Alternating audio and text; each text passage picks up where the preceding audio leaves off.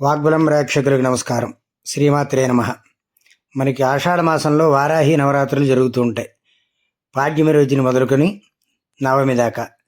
అయితే ఈ రోజుల్లో అమ్మవారు వారాహి అమ్మవారు ఒక్కొక్క రోజున ఒక్కొక్క అవతారంలో అలంకారంలో మనకు దర్శనమిస్తూ ఉంటుంది.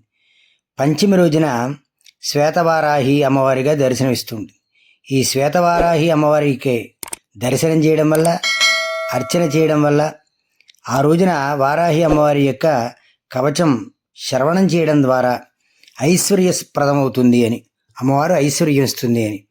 అందువల్ల ఇప్పుడు ఈ వారాహి కవచాన్ని మనం విందాం.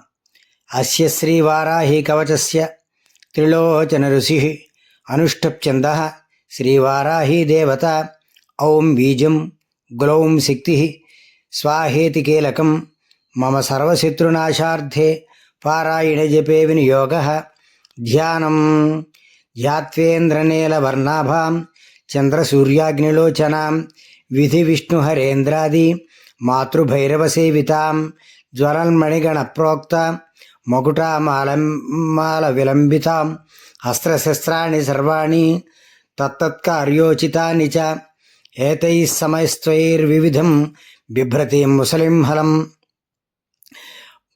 పాత్వాహిస్రాన్హి కవచం భుక్తిముక్తిఫలప్రదం పఠేత్రిసంధ్యరక్షార్థం ఘోరశత్రునివృత్తిదం వార్తాళీమే శిరప్పాతు ఘోరాహి పాలముత్తమం నేత్రే వరాహవదన పాతు కర్ణౌ తదాంజనీ ఘ్రాణం మే రుంధిని పాతు ముఖం మే పాతు జంభిని పాతు మే మోహిని జిహ్వాం స్తంభిని కంఠమాదరాత్ స్కందో మే పంచమే పాతు భుజౌ మహిషవాహన సింహారూఢాకరౌ పాతు కుచౌ కృష్ణమృగాంచిత నాభించ శంఖిని పాతు పృష్ఠదేశే తు చక్రిణి ఖడ్గం పాతు చ కట్యాం మే మేఢ్రం పాతు చ ఖేదిని గుదం మే క్రోధిని పాతు జఘనం స్తంభిని తథా